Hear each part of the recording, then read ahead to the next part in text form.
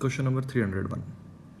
What medications does a nurse expect to administer to control bleeding in a child with hemophilia A? एक बच्चा है जिसको haemophilia A की condition है, उसमें ब्लीडिंग को कंट्रोल करना है, तो नर्स क्या मेडिकेशन एडमिनिस्टर करेगी? हीमोफीलिया ए क्लोटिंग फैक्टर 8 की डेफिशिएंसी से होता है. सो ऑप्शन में दिया albumin, fresh frozen plasma, factor 8 concentrate और फैक्टर 2, 7, 9, 10 कॉम्प्लेक्स. क्लोटिंग फैक्टर 8 की कमी से हो रहा है, तो क्या देंगे हम? Clotting factor 8 concentrate. Correct answer will be option 3rd. Moving on to the next question, 302. A nurse is explaining how hemophilia is inherited to the parents of a recently diagnosed child. What is the best explanation of the genetic factors that is involved? कि nurse explain कर रही है कि कैसे haemophilia inherit हुआ है बच्चे को पेरेंट्स से. क्या बेस्ट एक्सप्लेनेशन होगा जेनेटिक फैक्टर्स का? Option first, it follows the Mendelian law of inherited disorder. Option second, the mother is carrier of the disorder but is not affected by it. Option third, it is autosomal dominant disorder in which the woman carries the trait. And last option fourth, a carrier can be male or female but it occurs in the sex opposite to that of carrier.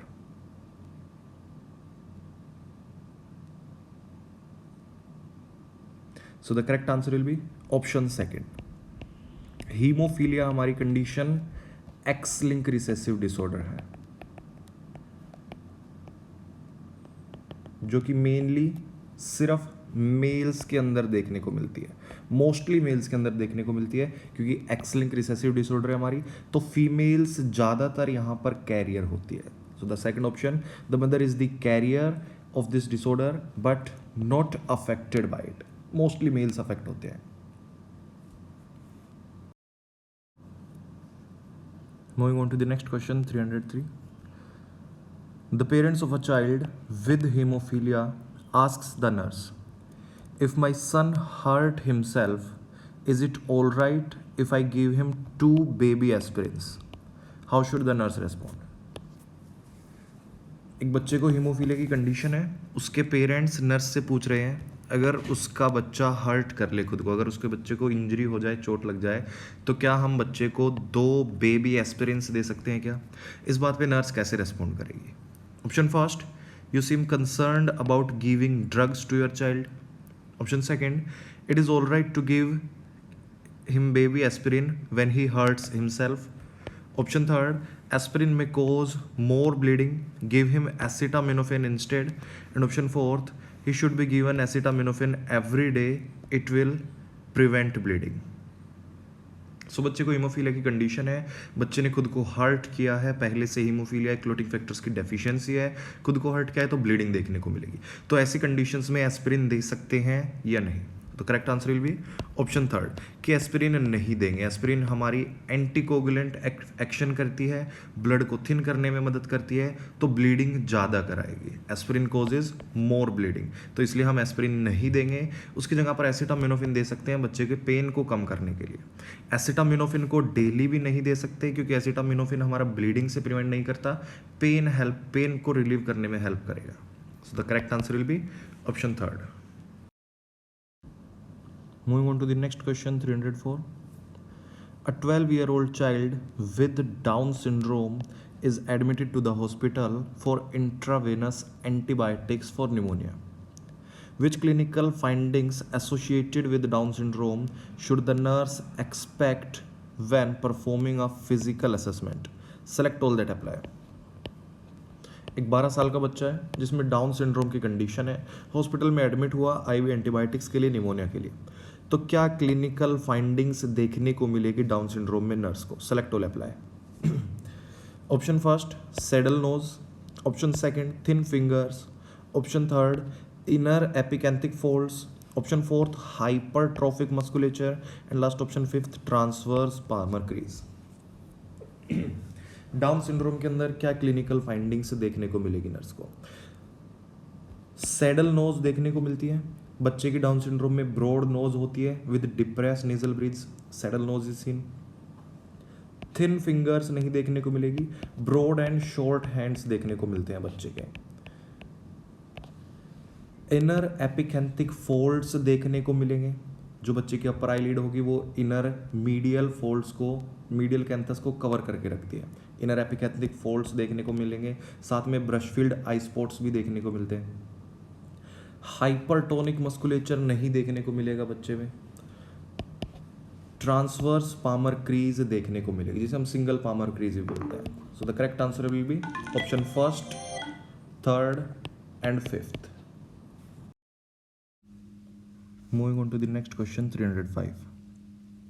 An 8-year-old child is diagnosed with leg calf palsy disease.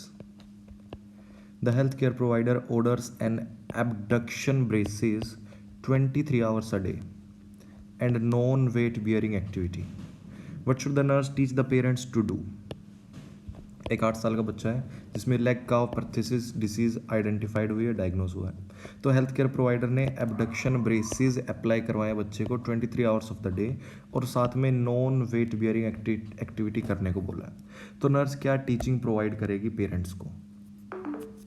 Option first, have the child transfer to a wheelchair using unaffected leg.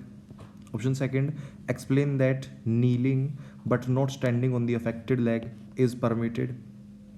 Option third, perform range of motion exercise to the lower extremities twice a day. And option fourth, crutches can be used as long as 4-point gait is used when walking.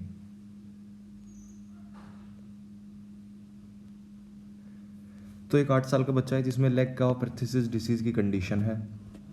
Leg काव paralysis condition के अंदर femoral head को blood supply नहीं मिलती है temporarily.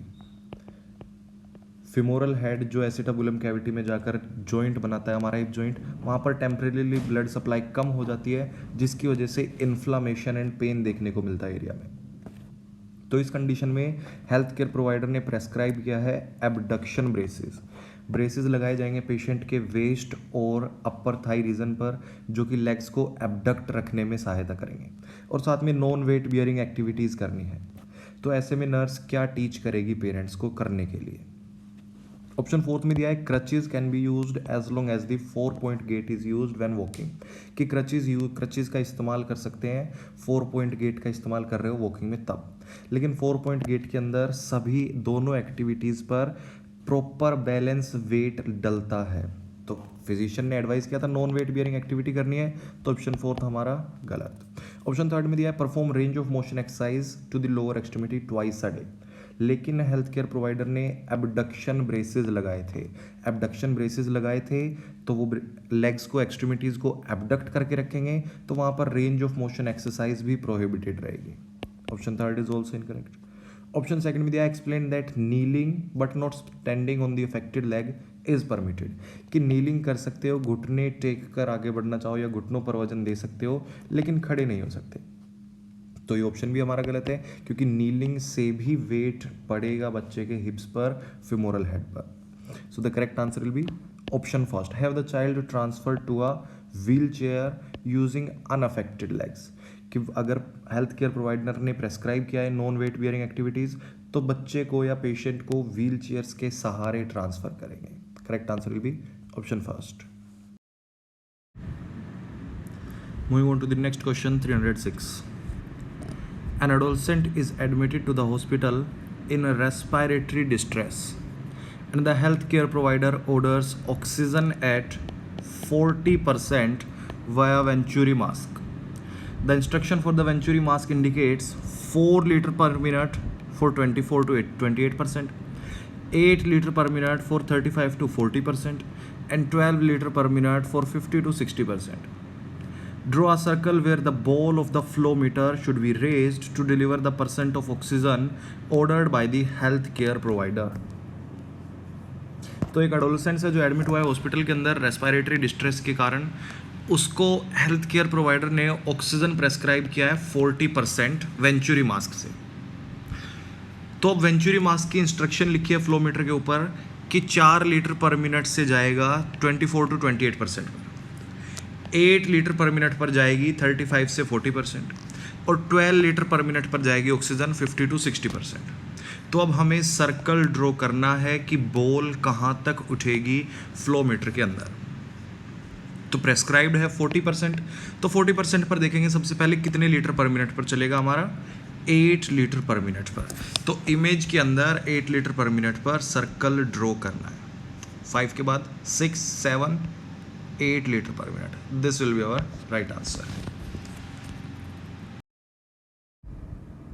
Moving on to the next question, 307. After orthopedic surgery, a 15-year-old adolescent reports a pain rating of 5 on a scale of 0 to 10. A nurse administers the prescribed 5 mg of oxycodone every 3 hours PRN. 2 hours after having been given this medication, the adolescent reports a pain rating of 10 out of 10. What action should the nurse take? Option first, administer another dose of oxycodone within 30 minutes. Option second, report that the adolescent has an apparent idiosyncrasy to the oxycodone. Option third, tell the adolescents that additional medication cannot be given for 1 more hour. And option fourth, request that the healthcare provider evaluate the need for additional medication. तो एक 15 साल का adolescent से orthopaedic surgery हुई और pen report कर रहा है पेन स्केल पर 10 तक हमारा 5 कि 10 में से 5 पेन रेटिंग पेन स्केल पर दे रहा है। तो नर्स ने एडमिनिस्टर किया 5 mg ऑक्सीकोडोन, जैसे कि प्रेस्क्राइब था कि हर 3 घंटे में 5 mg ऑक्सीकोडोन देना है जब भी ज़रूरत हो पेन की। 2 घंटे के बाद मेडिकेशन देने के बाद एडोलसेंट्स फिर से पेन रिपोर्ट करता है। अब की बार वो कह रहा है कि मेरे को 10 आउट ऑफ 10 पेन हो रहा है। तो क्या नर्सिंग एक्शन नर्स लेगी? ऑप्शन फर्स्ट कि एडमिनिस्टर करे another dose within 30 minutes, लेकिन अभी तो सिर्फ 2 आवर्स हुए हैं, तो within 30 minutes time duration से पहले एडमिनिस्टर नहीं कर सकती। Option second, report that adolescents has an apparent idiosyncrasy to the oxycodone. तो इसका भी कोई डाटा हमारा सपोर्ट नहीं कर रहा क्वेश्चन के अंदर कि एडोलसेंट्स को इडियोसिंक्रेसी हुई हो ऑक्सीकोडोन से। Option third, tell the adolescents that additional medication can not be given for 1 more hour, कि हम पेशेंट को ये बोल देंगे कि 1 घंटे तक और कोई दवाई नहीं मिलेगी, पेन हो रहा है तो होगा, ये भी गलत है। Last option fourth, request that the health care provider evaluate the need for additional medication, कि ये बात हेल्थ केयर प्रोवाइडर तक पहुंचानी चाहिए ताकि हेल्थ केयर प्रोवाइडर इस कंडीशन को इवेल्युएट कर सके कि और एडिशनल मेडिकेशन की रिक्वायर्ड है या नहीं है। Correct answer will be option fourth. Moving on to the next question, 308. An adolescent is hospitalized for dehydration. An IV of 1000 ml of 0.9% sodium chloride with 20 milliequivalent per liter of potassium chloride is prescribed. A 500 ml bag of 0.9% sodium chloride is available. The potassium chloride label reads 2 milliequivalent per ml. How many ml of potassium chloride should the nurse add to 500 ml bag? Record your answer using a whole number. तो एक adolescent hospitalise हुआ है dehydration के लिए, एक 1 litre 0.9% NaCl bag में 20 milliequivalent per litre of potassium chloride prescribe किया गया, लेकिन जो अवेलेबल बैग है वो बैग है हमारे पास 500 ml का। तो 20 milliequivalent per litre potassium chloride prescribe किया गया। 1 लीटर के अंदर 20 मिली इक्विवेलेंट प्रेस्क्राइब किया है हमारे पास, लेकिन बैग हमारे पास 500 ml का है, तो डोज पहले कन्वर्ट करेंगे 500 ml के अकॉर्डिंग, जस्ट हाफ कर दिया जाएगा, तो मीन्स 500 ml के अंदर 10 मिली इक्विवेलेंट पोटेशियम क्लोराइड प्रेस्क्राइब्ड है।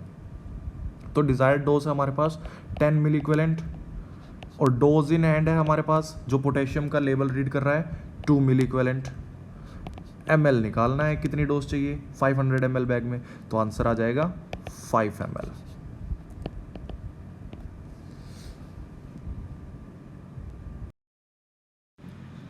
Moving on to the next question, 309. A 15-year-old adolescent who has type 1 diabetes arrives at the diabetic outpatient clinic with a parent. The adolescent sits back in the chair with arms folded, frowns, and display an I don't care attitude. The adolescents and the parent argue in front of the nurse. What is the best approach for the nurse to use? Option first, encourage the adolescents to take more interest in and responsibility for treatment. Option second, speak separately with each of them, encouraging them to recognize and vent their anger. Option third, try to persuade the two of them to work out their differences together before returning to the clinic. And option fourth, ask the parents to stay in the waiting room while the adolescents meets with the clinic staff nurse. तो एक 15 साल का adolescents है, type first diabetes की condition है, diabetic out patient clinic में आया अपने पेरेंट्स के साथ. एडोलसेंट्स अपनी चेयर पर बैठा है, आर्म्स को फोल्ड करके फ्राउन कर रहा है, डिस्प्ले कर रहा है कि आई डोंट केयर एटीट्यूड, मुझे फ़र्क नहीं पड़ता. The adolescents and parent argue कर रहे हैं एक दूसरे के सामने, एक दूसरे से आर्ग्यू कर रहे हैं नर्स के सामने. तो नर्स की क्या बेस्ट अप्रोच रहेगी यहाँ पर? ऑप्शन फर्स्ट में दिया है कि एनकरेज करें एडोलसेंट्स को कि मोर इंटरेस्ट ले और रेस्पॉन्सिबिलिटी ले अपने ट्रीटमेंट को लेकर, लेकिन वहाँ पर दोनों में एंगर इश्यूज़ है तो रेस्पॉन्सिबिलिटी की बात नहीं आ पाएगी. ऑप्शन सेकंड में दिया है speak separately with each of them, encouraging them to recognise and vent their anger. Option third, try to persuade the two of them to work out their differences together before returning to the clinic, कि दोनों को कहें कि पहले अपने anger issues solve करो, अपने differences को ठीक करो, फिर क्लिनिक में आना. तो ये भी गलत है. ऑप्शन फोर्थ में दिया ask the parents to stay in the waiting room while the adolescents meets the clinic staff nurse, कि पेरेंट्स को बोल दिया जाए कि भैया आप वेटिंग रूम में वेट करो और एडोलेसेंट्स को क्लिनिक स्टाफ मेंबर्स के साथ मिलाया जाए, उसका ट्रीटमेंट डिस्कस करें. तो ये स्टेटमेंट भी नर्स की रॉन्ग है, क्योंकि पेरेंट्स भी इन्वॉल्व होने चाहिए बच्चे के ट्रीटमेंट में. पेरेंट्स को भी पता होना चाहिए बच्चे का क्या ट्रीटमेंट चल रहा है, क्या नहीं चल रहा है. अभी सिर्फ एडोलेसेंट एज है उसकी. सो the correct answer will be option second. दोनों से सेपरेटली बात की जाए, दोनों को एनकरेज किया जाए कि क्या परेशानी है, क्या दिक्कत है, और जो उनके एंगर इशू है उनको वेंटिलेट कराया जाए. जो वेंटिलेशन होगा एंगर इश्यूज़ का, वो कम्युनिकेशन में काफ़ी ज़्यादा हेल्पफुल होगा. कम्युनिकेशन अच्छा होगा तो एंगर इश्यूज़ अपने आप रिजोल्व हो जाएंगे. Correct answer will be option second. Moving on to the next question 310. A nurse is teaching growth and development to a group of parents. When discussing puberty, one parent asks at what age a girl will get her first period. How should the nurse respond? Option first, before the pubic hair appears. Option second, at the same time the breast develop. Option third, at the end of pre-pubertal growth spurt. And option fourth, near the age the mother had her first period. तो एक nurse teaching provide कर रही है growth और development के बारे में एक ग्रुप ऑफ पेरेंट्स को. जब प्यूबर्टी का डिस्कशन हुआ तब एक पेरेंट्स ने पूछा कि गर्ल के फर्स्ट पीरियड कब आएंगे. How should the nurse respond? कि बच्चे के प्यूबिक हेयर के डेवलप होने से पहले आएंगे, तो ये इनकरेक्ट स्टेटमेंट है हमारी. About the same time the breast develops, breast development thelarche के सबसे पहले देखने को मिलता है, this is also incorrect. At the end of the pre pubertal growth spurt. And fourth option दिया near the age the mother had her first period. जब mother के फर्स्ट पीरियड आए थे उसी से रिलेटेड गर्ल के भी फर्स्ट पीरियड होंगे, ऐसा कुछ केसेस में देखने को मिलता है. लेकिन इसके पीछे बहुत सारे वेरिएबल्स है, ऐसा हो भी सकता है और ऐसा कंपलसरी भी नहीं है कि ऐसा ही होगा, तो इसको एक स्पेसिफिक गाइडलाइन के तौर पर हम यूज़ नहीं कर सकते. So option fourth is also incorrect. The correct answer will be option third. जब बच्चा अपने प्री प्यूबर्टल ग्रोथ स्पर्ट पर होगा, एंड स्टेज पर होगा, जब उसके प्राइमरी और सेकेंडरी सेक्सुअल कैरेक्टरिस्टिक्स डेवलप हो चुके होंगे, तब एंड स्टेज पर देखने को मिलते हैं गर्ल्स के first period. Correct answer will be option third.